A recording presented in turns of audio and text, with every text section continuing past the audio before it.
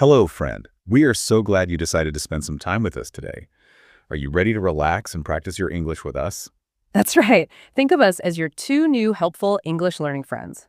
Welcome to English Friends Chat. I'm Emma. And I'm Ryan. Sometimes the simplest topics, they hide the deepest layers of necessity. Today, we are cracking open something that seems basic, describing your daily routine in English. It really does seem simple, right? Just a list of things you do. But if you can master this, you're really mastering communication confidence. This is the conversation you have all the time with new coworkers, new classmates. Oh, all the time. Small talk, getting to know someone. Exactly. And grammatically, you're tackling the single most important tense for daily conversation, the present simple tense. And that's our real mission here. We're not just going to give you a vocabulary list. We want to hand you the structural keys to talk about your life, confidently. We know that worrying about when to use at versus in or forgetting that tiny little s on a verb can stop you cold. So our job today is to walk you through an entire 24-hour cycle from the alarm clock all the way to bedtime and make sure you have every phrase and rule locked down. Let's start with that fundamental structure then. The present simple tense. We use it for habits, for facts, for anything that happens regularly. It's the backbone of your story. It is. And if there's one grammatical, let's call it a mountain, that trips everyone up. Oh, I think I know what you're going to say. It has to be that third person singular rule. For I, you, we, and they, it's simple. The verb doesn't change. I wake up, we go to work, they watch TV. Easy. But the second you talk about just one other person, he, she, it, or a name like John, Yeah. everything shifts. Precisely. And this is that little detail that makes you sound so much more fluent. For he, she, or it, you have to add an S or esai, so you don't say, my brother go. Right. My brother goes. My brother goes to the gym, or she makes a coffee every morning. That little S is huge. And don't even get me started on the irregular ones like to have. Oh, yeah. I have breakfast. But he has a lot of meetings. It's a tricky one. So once we get our verbs straight, we need to place our actions in time. A list of actions isn't a story. You have to anchor them. And that's where prepositions of time come in. AT, IN, and ON-N. Right. And AT is for those super specific clock times.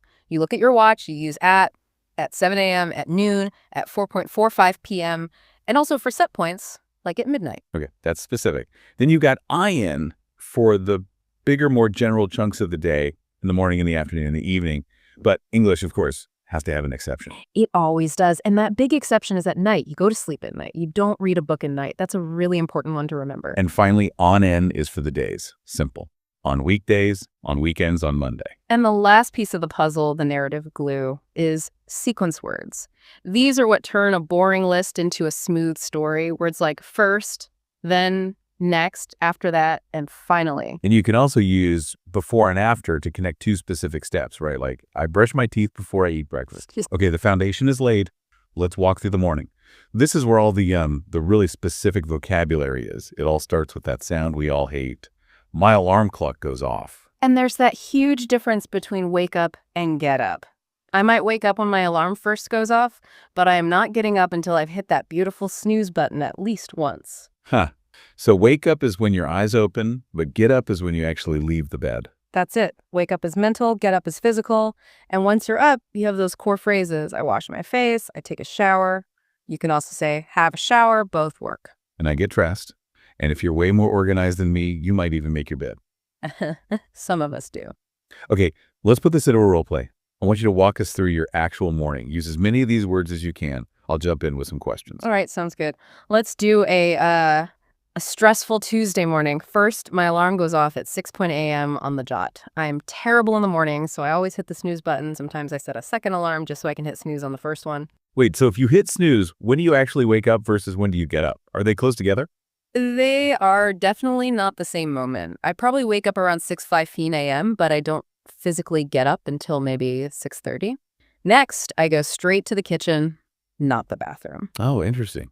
So coffee before anything else. Coffee has to happen first. It's non-negotiable. Then after coffee, I go to the bathroom, take a quick shower, and get dressed. I like to lay my clothes out the night before, so I never waste time in the morning. Smart. Okay, after that, what about breakfast and getting out the door? I usually skip breakfast during the week. I know it's bad. I just grab a granola bar or something. I definitely don't have time to sit down and, make a bowl of cereal. So what time do you actually leave the house? And what's your commute like? I try to leave the house by 7:30 a.m. My commute is long. It's about an hour. I take the subway to work, and during that time, I always listen to a podcast. It's kind of my quiet time. And that verb take is key, Yeah. right? We always take the bus, take the train. Mm-hmm. You don't ride the bus unless you're maybe a kid on a school bus. You take it. And I'll just add, if you work from home, your commute vocabulary is 0, which is the best. Okay, that was a perfect morning run through. So now we move into the workday itself. The arrival phrases are pretty simple. I get to work around 8:30 and I start work immediately. Or if you're a student, I attend classes. And the middle of the day is often about general actions, right? I check my emails, I have a lot of meetings. Yeah. But lunch, that's where everyone's routine is a little different. For sure. You've got 3 main options. The easiest one is I eat at my desk. The sad lunch. The sad desk lunch, yeah. Or the smart money saving option. I bring my lunch from home. A packed lunch. Or if you're social, I go out for lunch with my coworkers. Okay, let's switch roles for another role play. Let's do the end of the workday into the evening. I'll describe my routine and you can ask me some questions. I love it. Yeah. So you're done with work. What happens next? I usually finish work right at 5:00 p.m. I try to be pretty strict about it. I leave work, and the commute home is, it's always busier than the morning one. When I get home around 6, the very first thing I do is change my clothes. I cannot relax in my work clothes. Oh, I totally get that. So after you change, what's the action that helps you unwind? Like, do you do something active right away, or is it just relaxing? Do you work out or maybe run errands? It really depends on the day. After I change, sometimes I'll run errands if I have to, like go grocery shopping. I only work out twice a week, so on those nights I go to the gym right after work. But on the other days, I just unwind for maybe half an hour, just sit on the couch, listen to music. Okay, so it's around 6:30. What's the plan for dinner? Are you cooking? I try to make dinner almost every night. My partner and I take turns cooking, which helps a lot. We'll start cooking around 7. But, if we're both exhausted, we just order takeout. Thai food is our go-to. A good choice. And what happens after you eat? Are you a let the dishes sit person or? Oh, no. The chores have to be done. After dinner, I do the dishes and clean up the kitchen. I can't relax if the kitchen is a mess. Finally, around 9 o'clock, that's my real relaxation time. I'll stream a show on Netflix. Or if I'm really tired, just scroll through social media. That's a perfect flow. You really covered everything from the commute to the difference between unwinding and doing chores. So we've covered the weekday pretty well, Yeah, but that's only half the story, right? exactly. A really good description of your routine has to explain the difference between your work life and your personal time.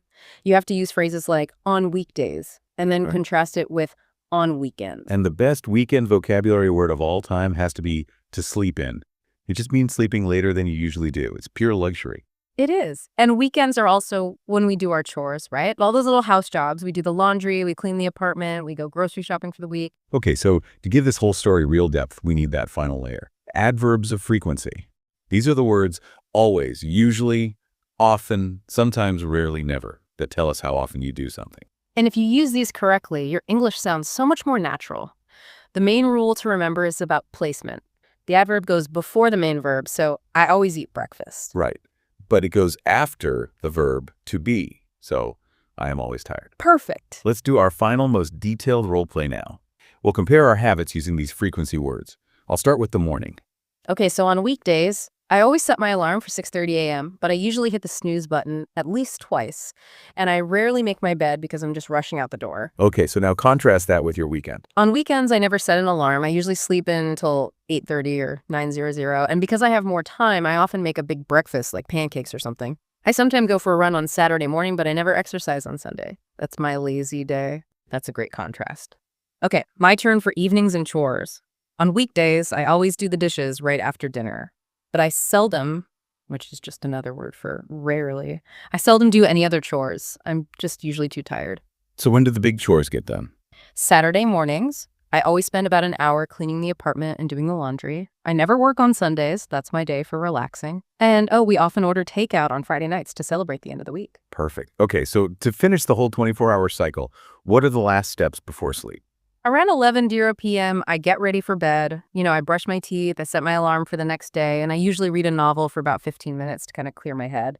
Then I turn off the light and fall asleep. Fall asleep. The perfect phrasal verb to end the day. We've just navigated a full 24 hours. We did. So that's a really comprehensive tour.